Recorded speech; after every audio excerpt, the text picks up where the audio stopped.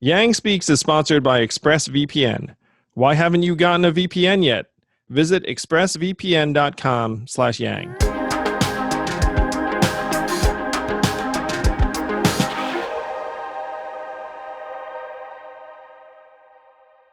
These aren't companies we buy stuff from. They're companies who create the places in which we live.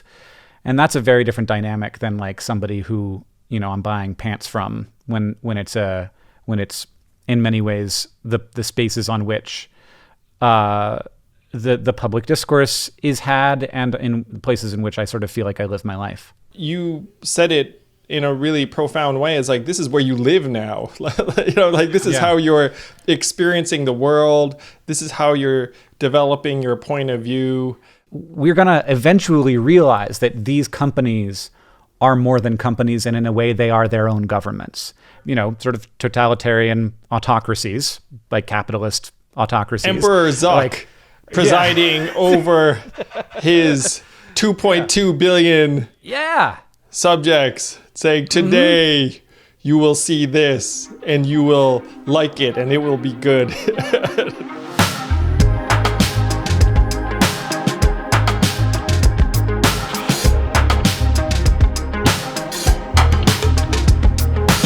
It is my distinct pleasure to welcome to Yang Speaks the alpha creative, novelist, original vlogger, educator to millions, Mr. Hank Green. Welcome, Hank. Hello. Thank you so much for having me on your podcast. I'm excited to have you because I gotta say, when I was looking at your exploits, I was like, oh my gosh, like how did one man produce so much content over this period without losing his gourd? And perhaps the most impressive thing about it to me is the novelist part, where you have a second book that's coming out next week called, I believe, A Beautifully Foolish Endeavor. That's correct. And to me, this is the most creative or most impressive, because to write a full-fledged book and then another book on top of everything else you're doing just seems to me to be such a daunting task. Plus you're a dad on top of it. You've got like a boy who's turning 4 this year, I believe. And I know what that's like. I mean, they're like, just like whirling dervishes of energy. He's great. Yes.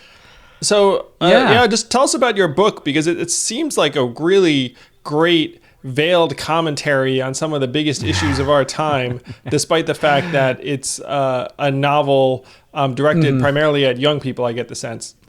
I don't feel like it's a young person book in any particular way. The main characters are in their 20s. The first book, they're just out of college. The second book, they're a little older. So I thought it to myself as like YA. I mean, you could like dig me for that, though it seems much more elevated intellectually.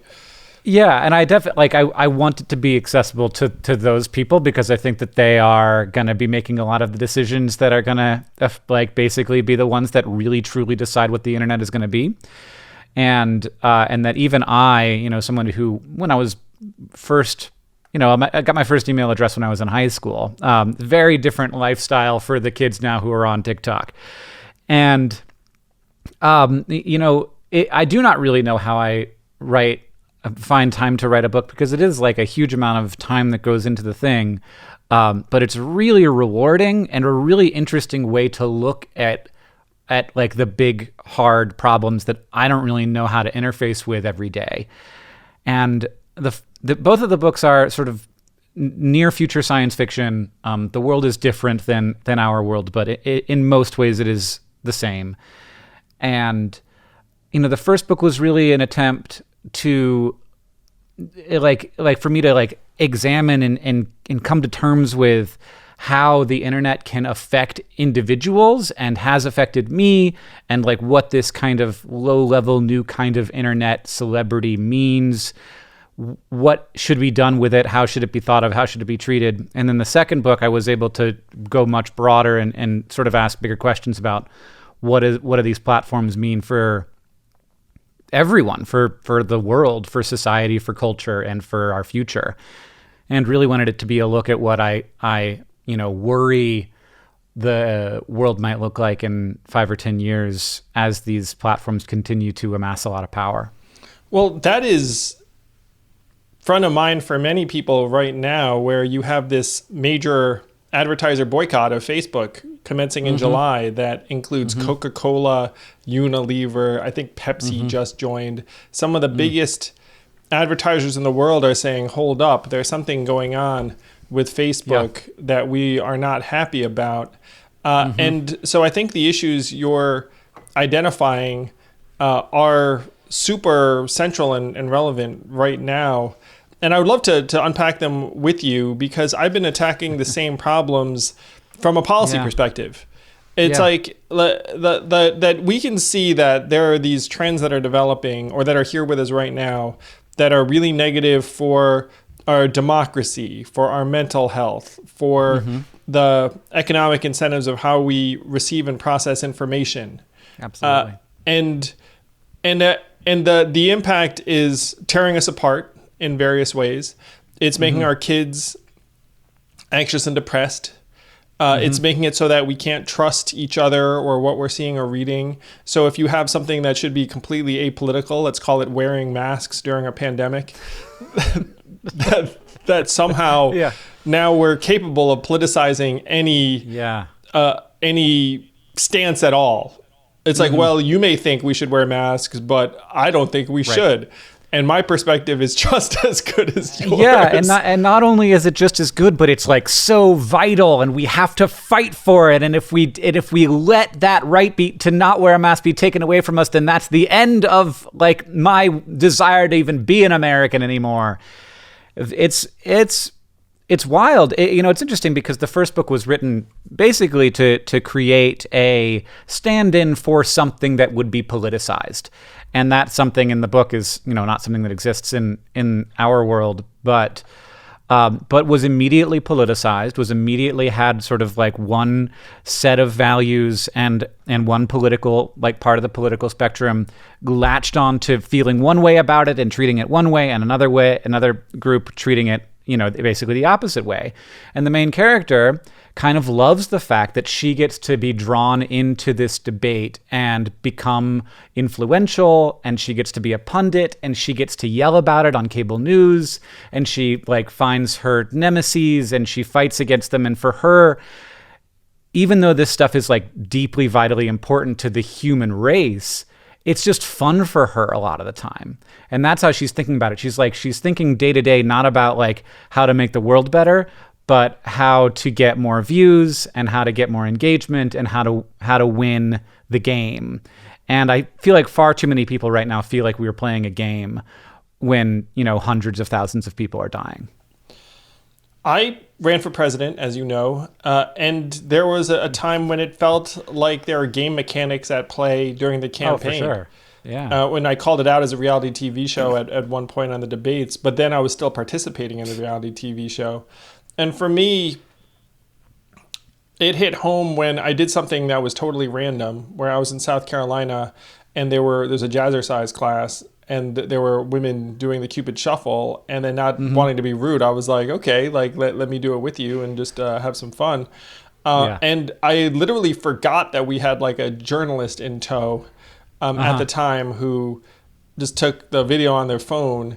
And then it wound up, and then to me, shockingly, people gave a shit about me doing the Cupid Shuffle, such that it went around the social media landscape. And then it went to mainstream news, where I was part of I did a Sunday morning network TV appearance, and they used that as like my intro clip.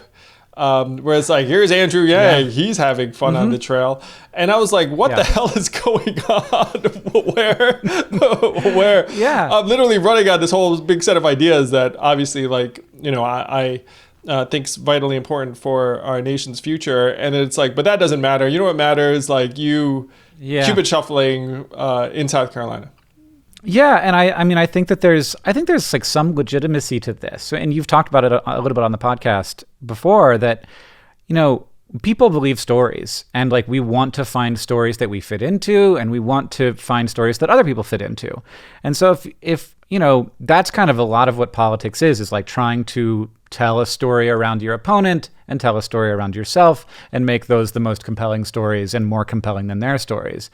Because, and like, this is a shame to some extent, but also, this is a democracy, and most people do not have anything like the amount of time that you and I have to think about this stuff. And so we need simplifying stories. We need ways for people to be engaged and informed and to without having to spend 40 hours a week on it. And so like, to some extent it's like, this is terrible and very concerning. And to some extent, like, those things do have to exist. We just have to be, as citizens, really aware of how stories function and wary of how they're going to be used to manipulate us.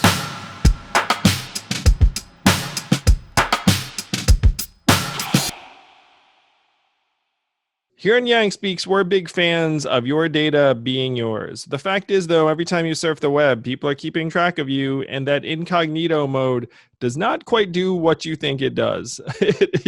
Pretty much, they're still keeping track of you. So how the heck can you truly protect your data and go anonymous online? You can do what the companies do. Use a virtual private network, and if you're going to use a VPN, we recommend ExpressVPN. It's #1 rated VPN by CNET and Wired, who know what they're talking about.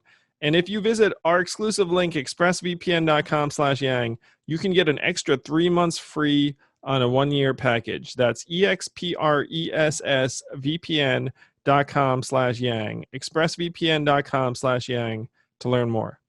I literally use it to stream your podcast videos and music and Netflix at the same time. It works. So I don't know. I don't know how often you use it, Andrew. I use it all the time. It's fantastic. expressvpn.com/yang. Try it.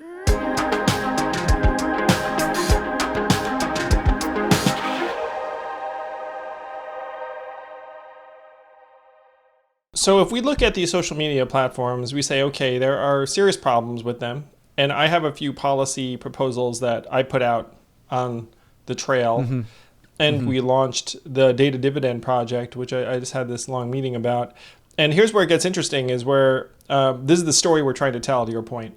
Is like story one, when you say to the average American, hey, your data is yours and you should have data dignity. It's about like human autonomy and free will.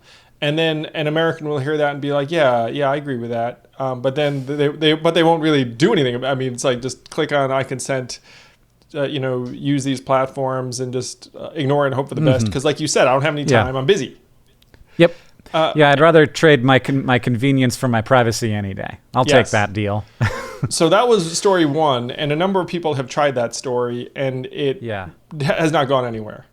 Yeah. And then we looked at it and said, okay, you know what our story is going to be?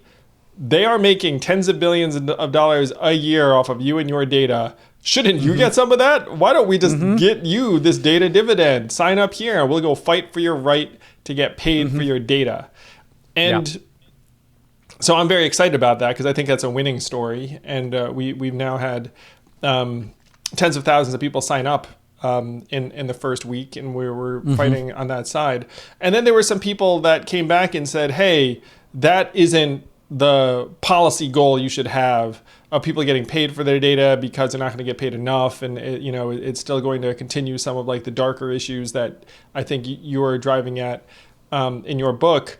And I looked at it, and was like, so you don't want us to try and get people paid for their data because you think there's like a better policy that, frankly, I wouldn't even necessarily disagree with. Like if you gave me the power to pass like a better data rights policy that made it so these practices were off the table, like I would be thrilled. I would sign that. But like right now that's not feasible. Like Congress is not going to take that up. So in the meantime, let's like try and activate people around this. So I hear what you're saying, that like a lot of what we're engaged with is different appeals, different stories, different storylines, thinking that somehow we're going to be communicating purely on a rational basis is silly, I suppose. Yeah. I mean, I think that there's a story to tell around rationality for sure, and I think that will resonate with some people and not with others. And that's what happened with my campaign, Hank, where like I started out communicating very rationally, and I think it attracted a particular tribe of people. Yeah. Now that tribe was less than 51%. So then we were looking around being like, okay, like how can we try and get someone else to join this tribe? We've got all the people we're going to get with this strategy. So let's expand the strategy. Yeah.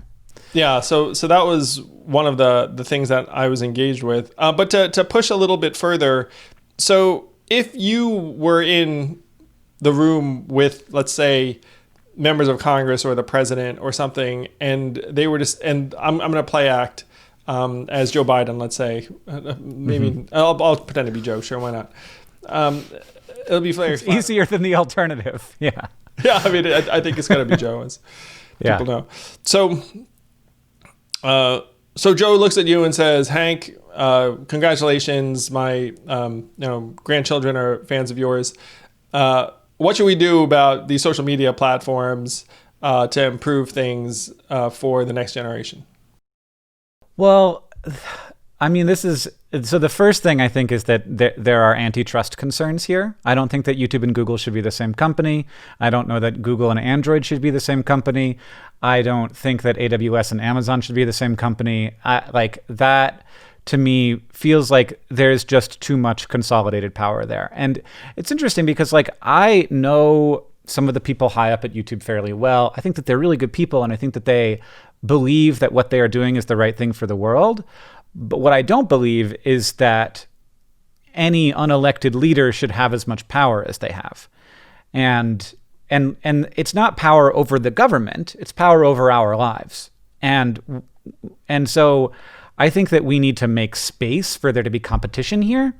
And if there are these moats that are created by these companies, like, and maybe the antitrust isn't just breaking up, or maybe it's something other than breaking up, where you prevent companies from buying competitors, which used to be a thing. Like, this used to be rules around this. You can't have them buy competitors to put them out of business, and you also just like can't like just sort of like gobble up the people who are going to take your market share, because like we need more than one, and we need more than 10 ideally different companies in this, so that they can innovate different ways. They can create platforms that are going to appeal to different types of people.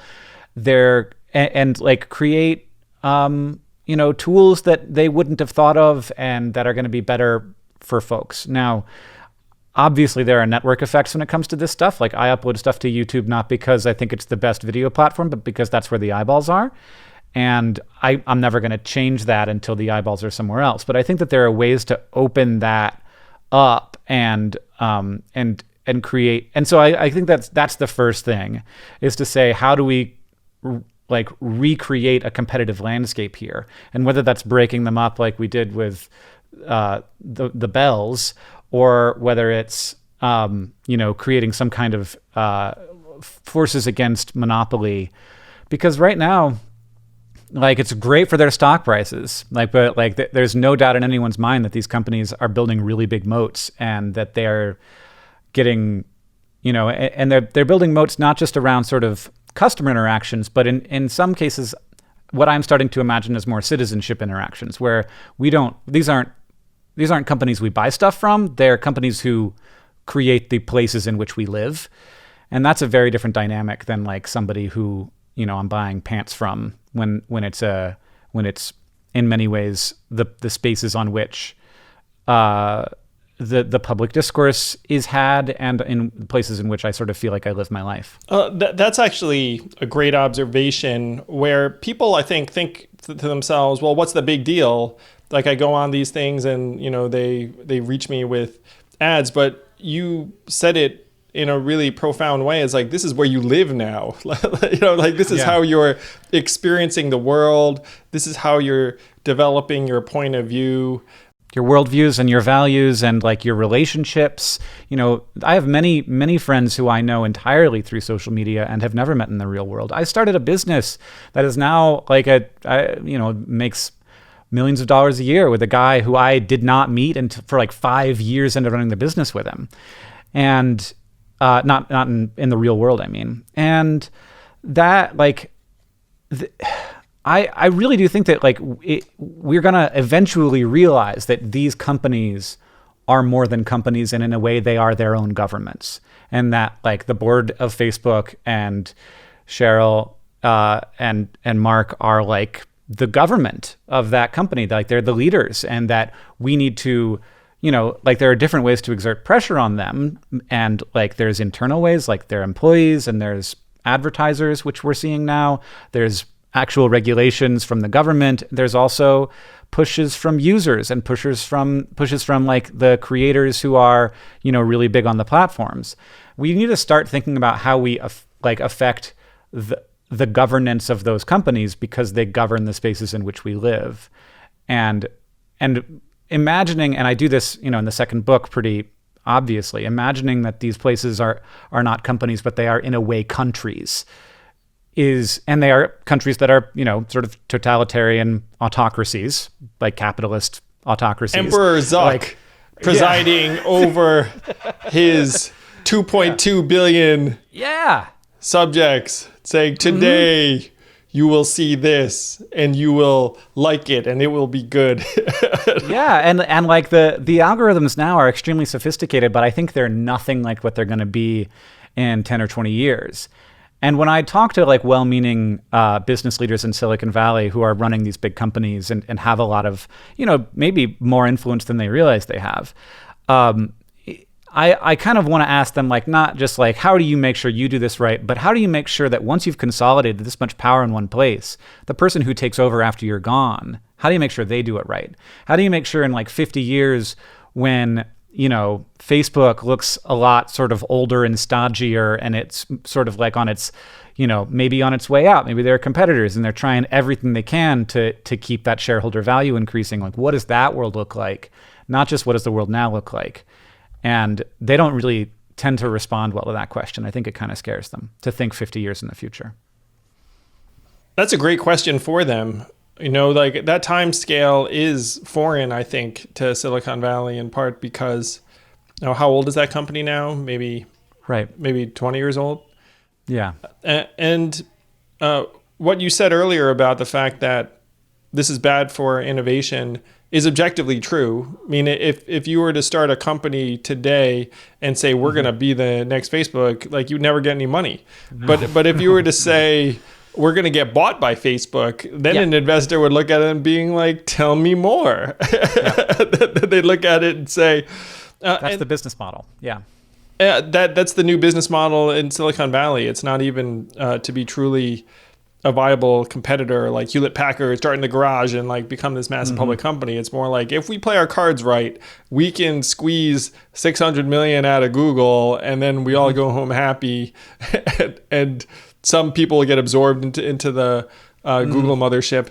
And you're 100% right that we used to have rules around some of these things. We used to look at it and say, you know what, you're buying that company, not a good idea, because it would just take you to too much market dominance. And right now, the markets these companies operate in are quite ill-defined, where if you look at Google and Facebook, they are built on advertising and our data and attention. That's where most of their money is. But Google in particular has companies in everything. They had, like, the Alphabet umbrella, and then they can work on satellites and self-driving cars and all of the apps that we use that then end up feeding into the data and algorithms. So that there's a huge place for us trying to apply some kind of 21st century antitrust framework. But the single most obvious thing would be, like, guess what? You can't just gobble up every tech company insight that is anywhere touching your space. Like, you're going to have to get that stuff cleared by us. And they just have so much money. They have more money than they know what to do with. Like, like, they can buy back their own shares, so they can buy other companies. What else? And it's a little disappointing, because to some extent, like, it felt like for a while that Google was a lot more, just try everything and go hard. And it feels like they're pulling back from that strategy in favor of, sort of like concentrating on their core competencies, and instead of being internally innovative, just sort of like making Android better, making Gmail better, making search better. Well, most people don't understand just how vast the resources available. Maybe they do now. But if you're a startup and you're doing your thing and then they just come and plunk down like, hey, here's 800 million in Google stock or Facebook stock, you're literally going to be legally obligated to take it in some cases. Like you're like, there'll be investors being like, hey, FYI, like this deal is getting done. Like they almost have their own currency they could use. It's like Facebook bucks in the form of their stock because they're worth $650 billion. So literally, if they were to do a $6 billion acquisition, which is bigger than they'd have to do, like 600 million is something like a tenth of 1% of their value. So they can actually make those moves. And they don't even have to spend the money because capital is so cheap right now that like loans for Facebook and Google are basically free money. So they could just buy it with money they don't even have. And it's not like any bank in the world doesn't want to loan these companies money. They have $100 billion in cash on the books. They can pay back the loan. Yeah, they have their own money machine. It's wild. Yeah. Like Facebook's revenue is 70 billion, and it's like, I mean that's all going not all of it, but most of it's going to the bottom line. Like Google, it's I think 160 billion. So the mechanics of these companies really are unlike anything we've seen before, and there's nothing wrong with companies making oodles of money. But when it starts creeping into a zone where they're actually controlling the way people live, perceive reality, think, vote, interact with each other, it's impinging our ability to actually have reasonable conversations, live healthy lives, and solve society's problems meaningfully. Because Facebook, to keep using them because everyone understands them, is like Facebook's economic incentives are furthered by us like being pitted against each other. Like it's actually better for them if you have more sensationalist points of view that get people ginned up, and it makes it harder for us to actually get anything done. Yeah, it's a little terrifying when you think like the lack of regard for which emotion someone might be experiencing as long as it increases the engagement on the platform. But it's also terrifying to think the opposite thing, that like Facebook would care what emotion I'm experiencing and try to have me experience a particular one. And like I think right now Facebook's like whatever works, we'll do that. Whatever people like to share, whatever people like to click on. But if Facebook has also said a little bit of like, well, what if in YouTube too, like, what if we think about, the people's overall well-being on these platforms? Then it's like, okay, so you're saying you're going to have an algorithm that's designed to affect overall levels of joy, of happiness, of satisfaction. And that's like, to some extent, like, I don't know, like, is that good? But also like super potentially terrifying and dystopian if you imagine these places not as companies but as countries. They actually released some research that said, hey, FYI, we make people sad. and then they also released some research being like, hey, we tweaked the algorithm and we found that it increased sadness. And so they literally were like it was like this not very well publicized release, but like the implication was very, very disturbing.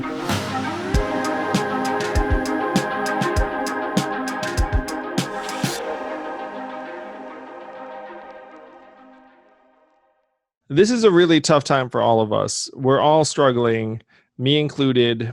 I mean, there are days when things seem overwhelming, where you look up and think, how am I going to necessarily get through this next period of time?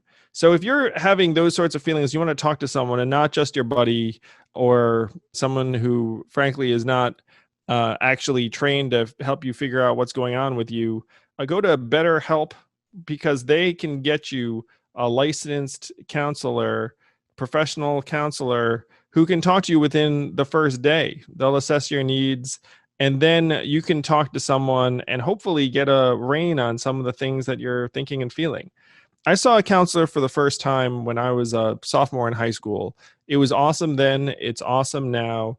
we could all use help, and BetterHelp is a great way to find someone who will actually help push you in the right directions and unpack what's going on inside so many of us right now. So if you want to join over 1 million people who are taking charge of their mental health, you can go to BetterHelp, HELP.com/Yang, and you'll get a discount off your first month of using BetterHelp. BetterHelp.com/Yang.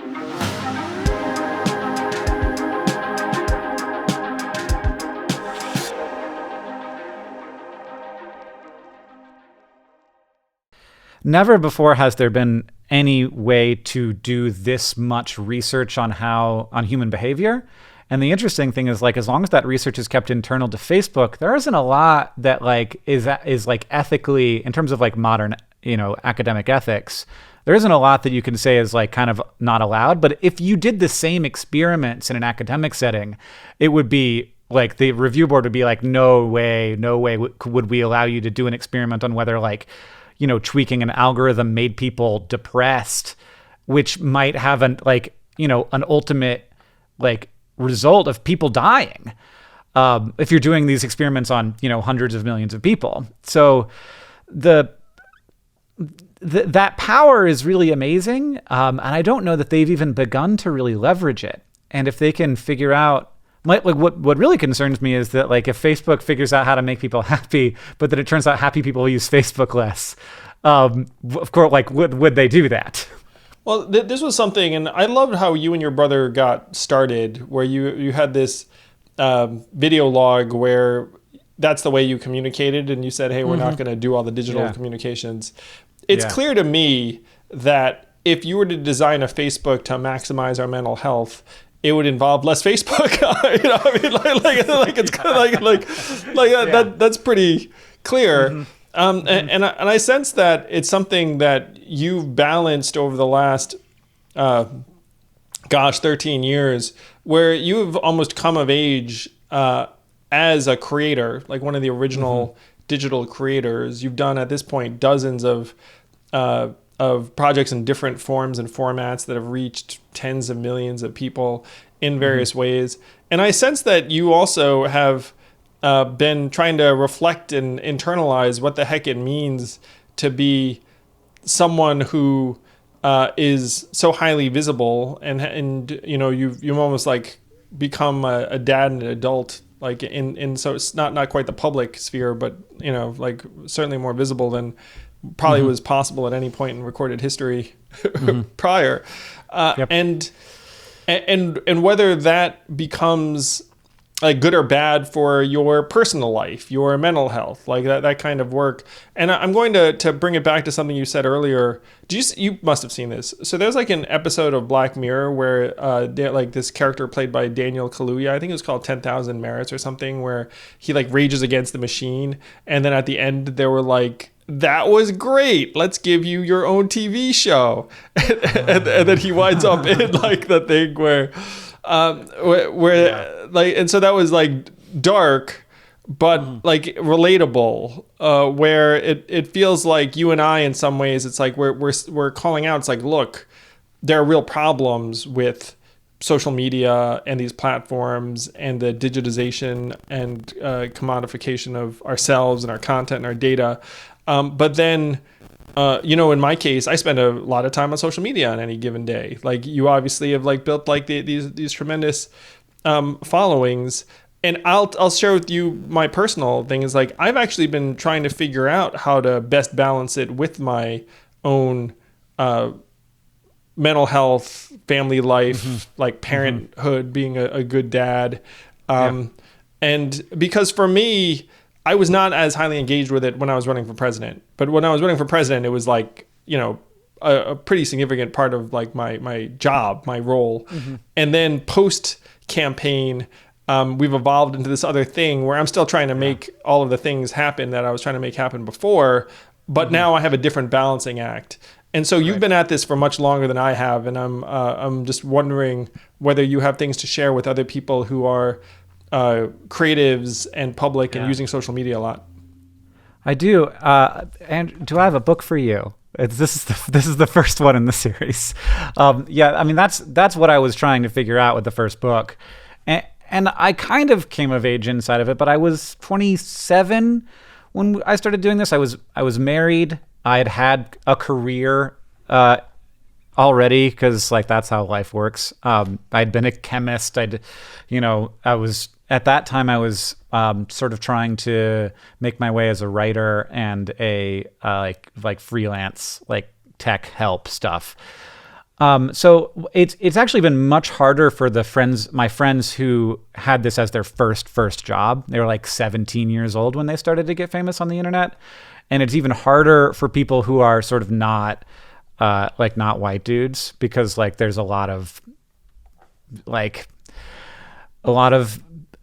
scary stuff that can happen when you're, especially like for women on the internet who are, trying to make their way as a creator. I've watched a lot of people be scared off of platforms. And like, I've also watched people go through stuff that would definitely have scared me off a platform, but they stuck with it and made it happen.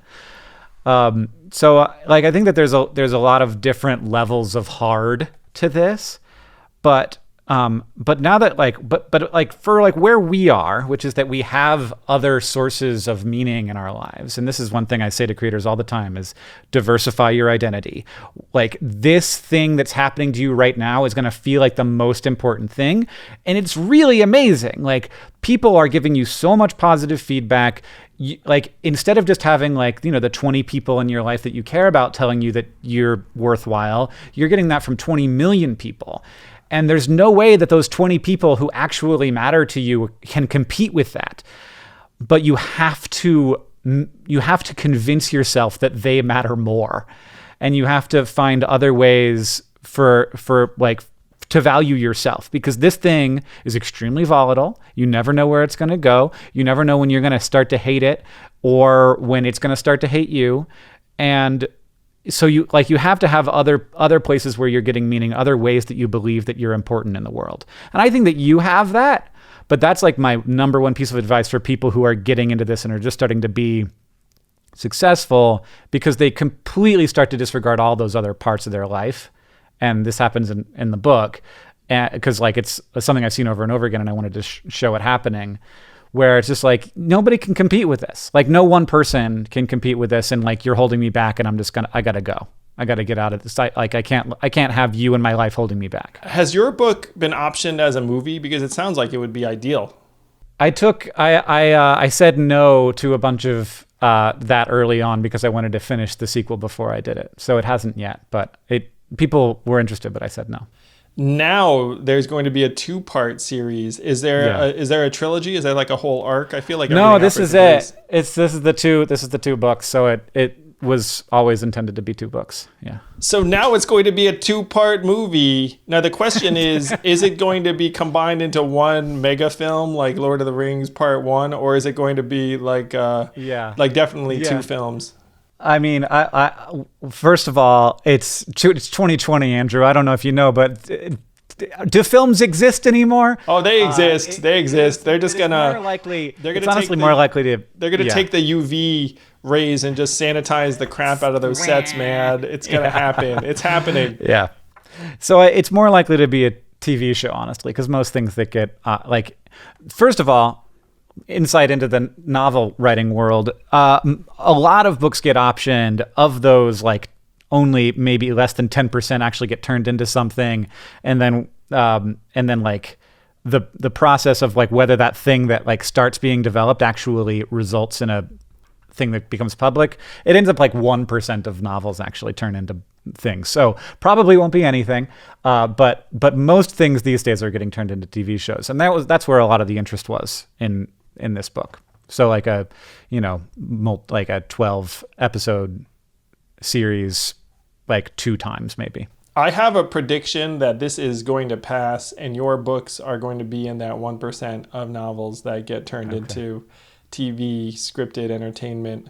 I would love that. Now that I'm done with them, I just couldn't think about it while I was writing it. It was too much. and I just needed to focus. There would have been like a George R.R. Martin situation. I didn't want to be one of those. It took me 2 years, and that is as fast as I could have done it, and I'm very proud to have done it. And also that it's getting really good reviews. I was very, I think it's easy to get into your head and think that, there are a bunch of problems with the book, and there are always issues. But like the first reviews are in, and they're very positive, and so I'm fucking gliding right now. I'm so happy because that period between when you finish the book and the first reviews come in is very scary.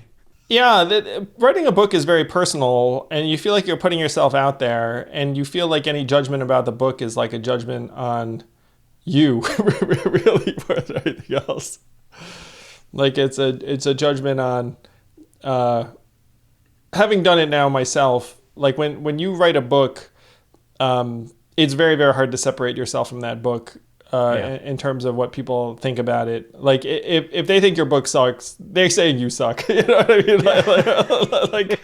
Really. Well, and this is a thing with all online creation now too, is because like the things you're making are so often not not the thing, but they are like extensions of you, and that can be really, really scary for people. Well, I'll tell you, man. It's not like, because like if I made, I don't do this, but like if I made a video and people were like, "Oh, that video sucked," I'd be like, "Well, whatever. That video took me like, an hour or two." But if I spent like months and months killing myself over a book and people are like, "That book sucked," then it's not like you misspent your hour. It's like, it's a lot. It is a lot that goes into. The other thing that I would say, and that I've been thinking a lot about, is that like I think that you and I probably get hyper-focused on productivity to a certain amount, just judging by the amount that you have done. I would guess at that. And one thing that I've been working really hard on is trying to recognize that like a product I can produce is my own happiness, and that counts, and that the happiness of the people in my life counts as productivity as well. So that's a piece that I would give to you, that one of the characters in my book realized for me. That as long as I think of productivity as only including things that are external to me, I will be unhealthy. That is a fantastic principle to live by. That should be like a life principle. Someone's happiness, including my own, counts as productivity. Mm-hmm. Have you named this principle? I've not. It was said by a character in my book. I can't tell you which one because it would be a spoiler. Then we should name it right now, Hank. This should be, it should be called like the happiness as productivity principle. Yeah. Like making yourself or someone important to you happy is productive. Yeah. And I could not agree with you more that might hold on to it. Yeah. Some people listening to this are being like, of course, assholes. Like, what are you talking about? But I completely can relate and agree with you on this. And the most powerful example is your child. So one of my boys is on the autism spectrum, and there are times when we're doing something together that is, let's say, testing of one's patience or something along those lines. And then you feel, if you're like an efficiency fiend, you're like, hey, this is like a waste of time. Mm-hmm.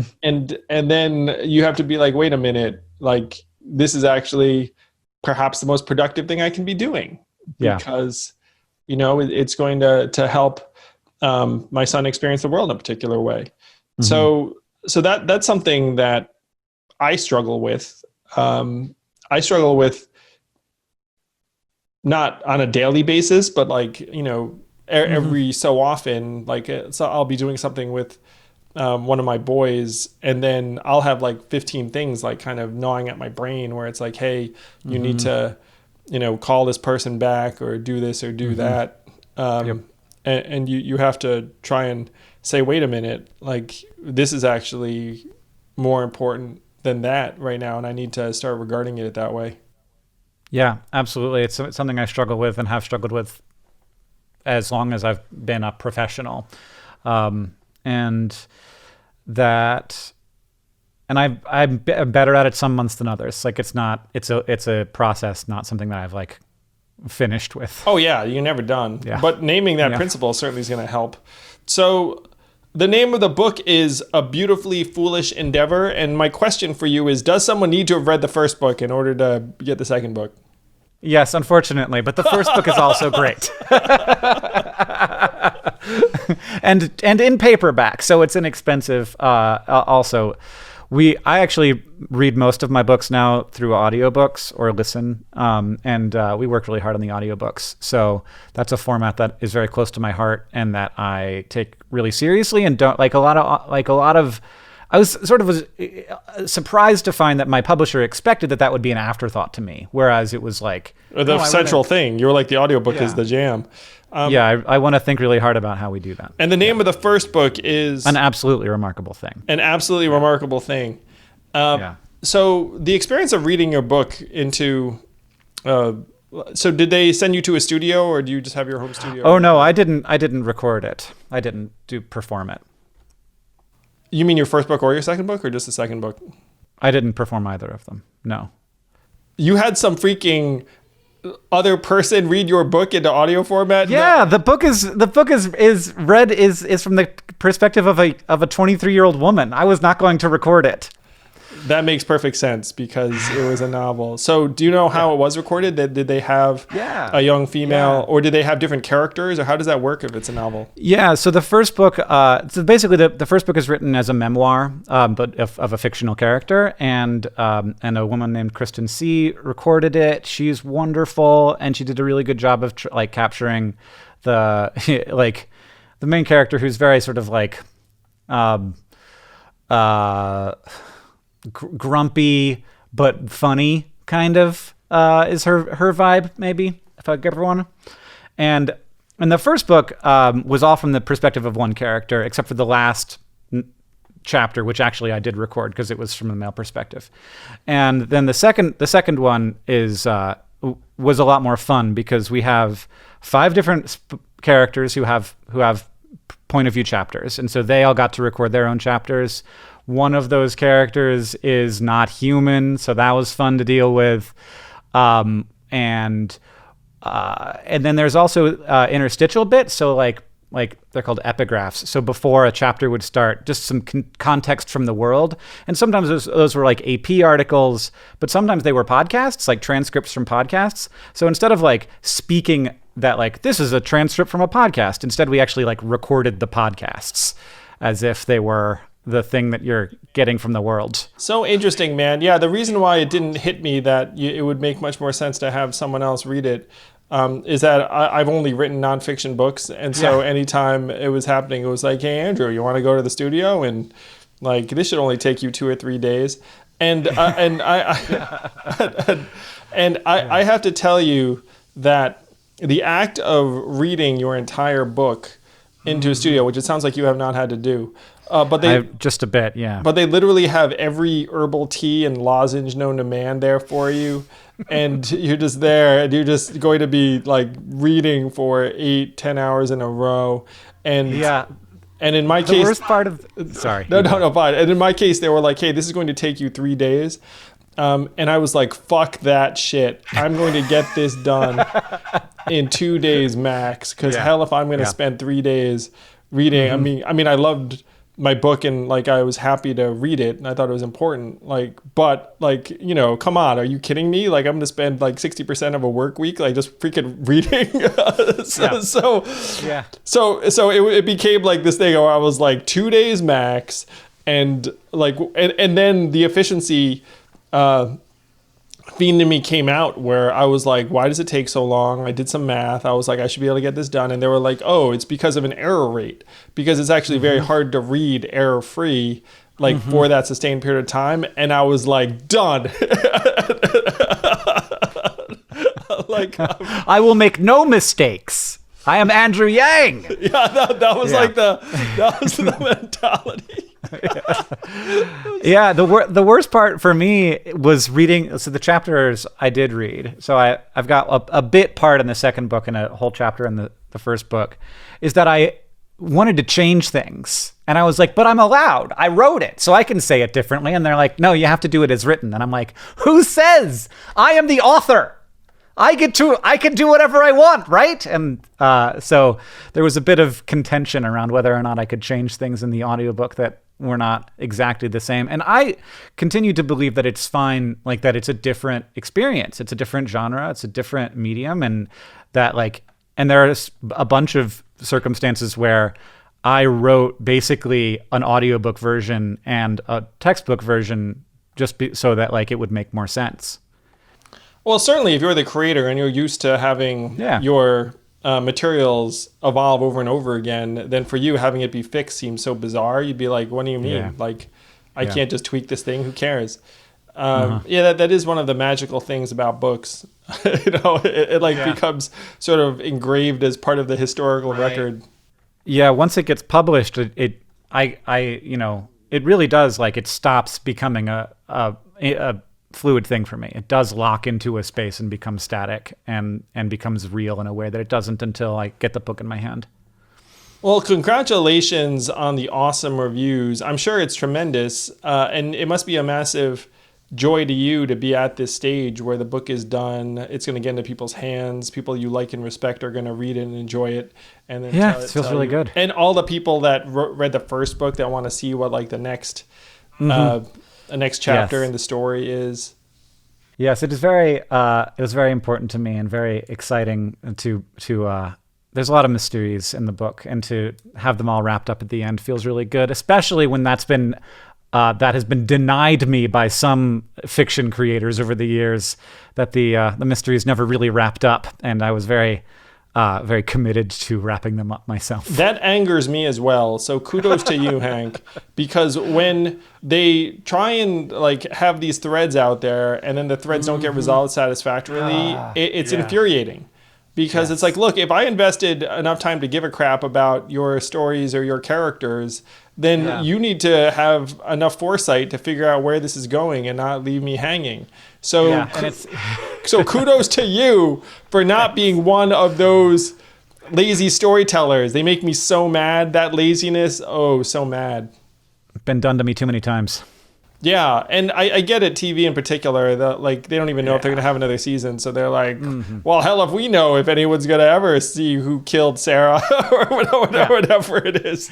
We just need people to be watching right now. That's all that matters, yeah. And I think that's what it is, you open up a mystery because it seems really compelling, and the viewer is like, I don't understand how they're going to make this make sense, and then it's they're not. And part of the reason I was watching is because I wanted it to. It's we just it's a betrayal. Summarized the problem with social media and the problem with modern capitalism.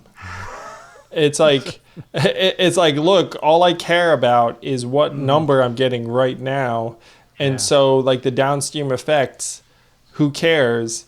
And it turns out we're still going to be there X weeks from now, and we all care. And you need to get your arms around what the heck social media and these platforms are doing to our society, our democracy, our mental health, our way of life, our ability to interact with people. And you can't be starting these threads that you don't know where the hell they go. Those things are not of equal importance, but I'm going to tie them together. Nice. Agreed.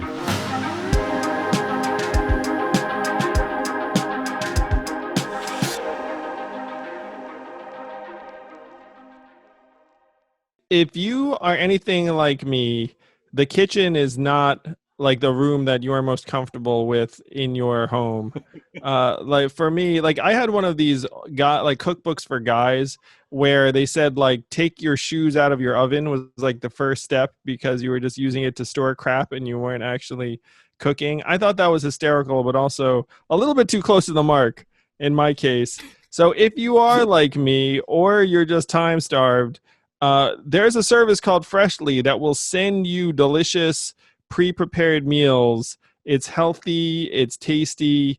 You don't need to go to the grocery store and figure it out. They'll just send you a fully prepared dinner delivered fresh, not frozen, right to your door. It's healthy, it's balanced. It's got that goodness golden oven fried chicken or springtime risotto or deliciousness that you didn't have to do anything except subscribe to Freshly.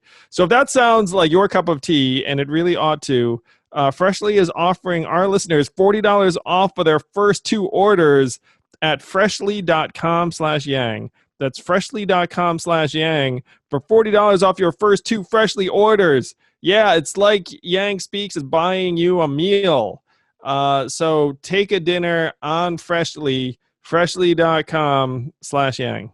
So I haven't told you this, but the stove in my apartment is busted, and they've given me a hot pan, which doesn't work, and randomly like will turn on in the middle of the night, which is definitely a fire hazard. So don't use the hot pan.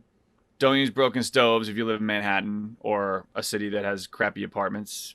Order Freshly, freshly.com/yang.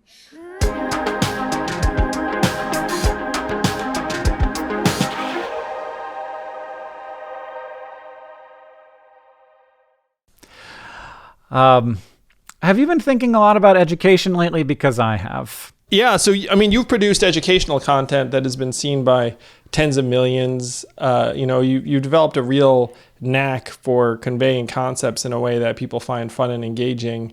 And right now, there's so many families and parents who are struggling because their kids all got yanked out of school, and we're all wondering what the heck is next. So I would love to hear what you're thinking. Well, I mean, can I ask you first? I think that you probably have a pretty unique perspective on education, also on education policy that I probably don't have. And I have a lot of fear about what secondary education or like what post-secondary education looks like right now. What do colleges and universities and community colleges look like? If we find that we cannot gather in the same way, and like, how do we interface with that, with the problems that creates? Because of course, education is like so fundamental to the foundation of like all of it, like all of society, all of innovation, all of like progress. So post-secondary, many colleges have no choice but to try and reopen in September because their finances are constructed such that if they were to not have a semester, they would go bankrupt and go out of existence. That's true for many, many schools, including some high-end schools. There are only a handful of schools that have these, big endowments. And even the schools with big endowments actually are operated in a way such that it would be ruinous for them to not have a fall semester. Now, the big question is, how can you charge what you're charging if all of it's online? And a lot of kids are struggling with this right now, where some kids who have a choice, which is not many of them, but are trying to defer because they're like, hell, if I'm going to have my first year of college be this online bullshit and spend $60,000 for the privilege of attending class in my jammies and whatnot, like they're not into that, which is understandable. But from the school's perspective, they're like, the show must go on, like the school must open. And like many things with the coronavirus, there have been problems building up in the system for decades where our colleges have been doing a lesser and lesser job of actually educating people or preparing them for modern day life or the economy or society. Especially per dollar spent, Well, so here are the way the numbers work for these colleges. If you look at the cost of various things, most consumer goods have remained relatively stable in price. Books, electronics, clothes. It's like you don't see the prices going up to the moon. So what are the exceptions to that? The two big ones are healthcare and education, where healthcare just keeps getting racked up and up and up, just like higher prices to the moon. And colleges every year are like, hey, guess what? We're 4% more expensive, and then you like compound that, and college now costs 2.5 times what it cost even than when I went to college, or when you went to school. We're like both in our 40s, and we're probably not that far apart. So then if you're a kid, you're like, okay, I guess college is $50,000 or $60,000 now, or you're a family. And then does that mean that I get paid more on the way out? No. Turns out opportunity is completely stagnant, and I actually, if anything, I've gotten rid of a lot of them. So how the heck do I afford to go? I take out massive government loans, and the government's like, don't worry, we've got you. So now we're up to $1.6 trillion in school loans, and families feel like, well, I have no choice but to take it out because it's college, and my kid's got to go. The kid's like, well, clearly I'm going to college. And so then they get loaded up with this massive debt load. And from the college's perspective, they've been paid. They don't need to adjust particularly, and they just keep ratcheting up the price every year. So if you dig deeper and you say, well, why is college so expensive? Why is it that it has to go up in price? It's not professors. It's not even facilities, which most people would guess. It's non-academic administrators. The number of non-academic administrators in colleges have gone up 150% as prices have gone up. They just keep on hiring more administrators. Yeah. So, and like a lot of the money is being spent on sales, basically. We're spending money to make money, and that's just increasing. And if you don't, I was watching a friend of mine go through this process. Her kid's going to college, and she was like, I got this huge booklet from this university in Alabama, but the University of Montana, I live in Montana. So the local university only sent us a tiny little pamphlet. And so I just don't feel and I'm like, no, don't go to the school that's spending all that money. They sent you $100 of material out of the blue chances are 90% of those are not going to result in a sale or more than that. So their customer acquisition cost is going to be astronomical, and that's what you as a student are paying for to acquire new customers for the university. Go to the school that isn't spending money it's spending money on bullshit. Teachers, not on sales, and so yeah, watching and people in academia have watched this happen, and they've been comfortable the whole time just watching as school has become closer and closer to not being worth it. And eventually you get to the point where it actually isn't worth it anymore. And for a lot of majors, I think you're already there, where unless you have a ton of money, you're not it's not going to be worth it for you to go to school. It's not going to be worth the loans. And it's in the same way as healthcare. It's so depressing because this is the one of the fields where it's this is supposed to be all about helping people. And it should be this really great, good public service job. But more and more professors kind of can't feel that way because of how much it costs. Wait, they're lucky enough to become professors, man, because you have all of these PhDs who are in the permanent postdoc adjunct hell where they're going to get paid subsistence and there's no future. And it's hey, tough luck. We just keep minting PhDs and there are no jobs for you. Yeah. And that's what's keeping the level of how much professors are cost to university. That's what's keeping it level. Lots of tenured professors are making a ton of money, but on average it hasn't increased because you've got all these adjuncts and you've got all these people who are never going to get tenure and just getting paid very, basic livings, or not even a full living. The teaching of students is not the primary expense at a lot of these places. Let's put it that way. They're not exactly pouring the millions into making sure that your kid has some world-renowned expert teaching them. It's really immoral what's gone on, and it's in the guise of, like you said, a public good and a nonprofit. In some cases, literally public institutions. We've really lost our way in so many respects. And education, healthcare, I think, are the two that affect the most people that everyone can understand. The third one is housing. That's the other source of inflation, but it's not as extreme as healthcare and education. In some places it is, but still a huge crisis. It's not as extreme in where you are in Montana. There are certain metro areas where it's as extreme or more extreme.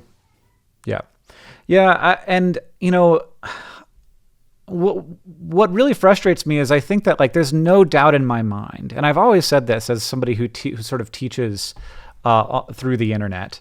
I've always said that there is no replacement for the classroom, and that's not what we're trying to do with Crash Course. We have no interest in that. And I believe that there's no replacement for the classroom, except that now you have to. Now you're replacing the classroom. There's no choice because that kid's not going. You must replace and so you have to adjust that statement to say there's no system that is as good as the classroom, but there are other systems. And if you're going to charge $60,000 a year for the classroom, and other people can find ways to charge $6,000 a year for an education without the classroom, then you lose the classroom, which is the best way to teach people. But you do lose it, you lost it anyway. And because we had to find a different way because it just cost too much money. Yeah, this is the crisis that many universities are struggling with right now. Yeah. And I think that they're going to be able to bear it for one season. Though a bunch of the marginal schools will close even now. It's like, just like if you look around the country, thousands of retailers are closing, thousands of theaters are closing, tens or hundreds of thousands of restaurants are closing. I'm sure hundreds of schools are closing. Not the big wealthier ones or the major public ones. They can stand it for one season, but depending upon how long this drags on for, you're going to see more insolvent schools pretty quickly, because a lot of families are going to look up and say, wait a minute, like this makes absolutely no sense for us to be paying this kind of tuition. Do you have advice for kids who are graduating right now?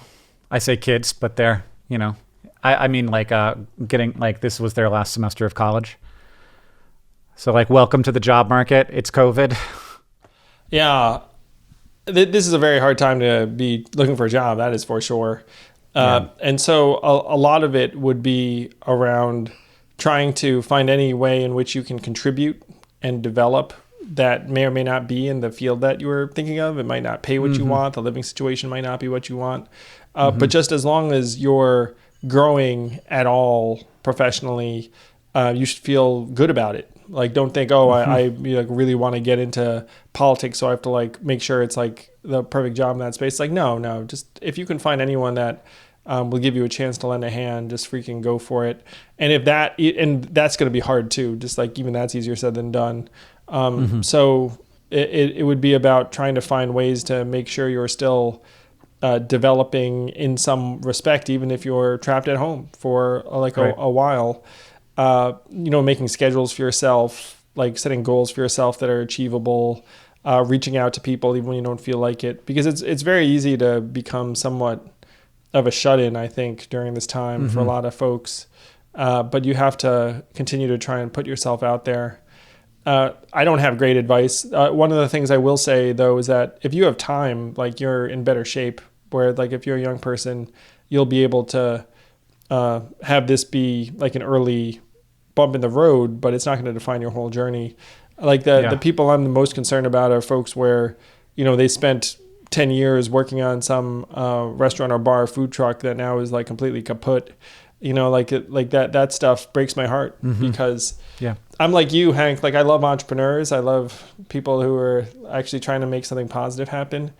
And this crisis is going to do a number on entrepreneurs to a higher level than if you've got some corporate job that lets you work from home.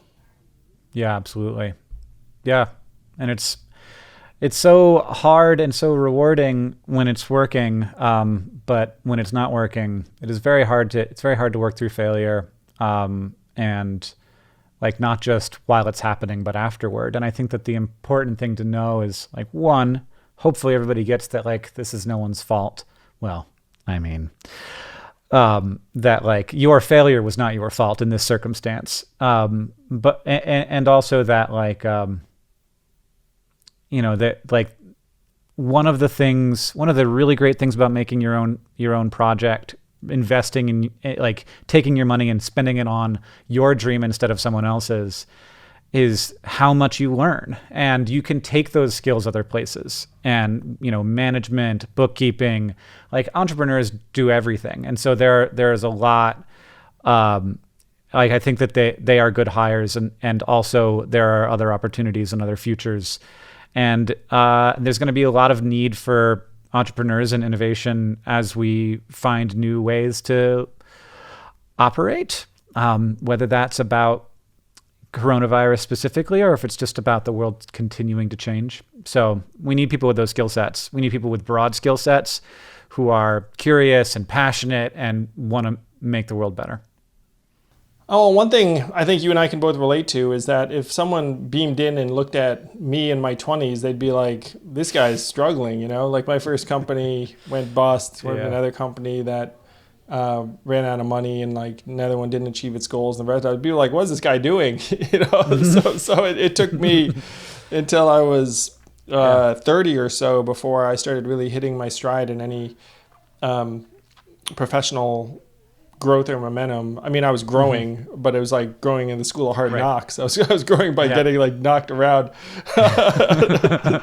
So it's one reason I try and let young people know, it's like, look, you've got a long time horizon, because, like for me, when I was 25, my first company failed. I owed $100,000 plus in school loans. And so, anyone who looked at me at that point would be like, this guy's sunk,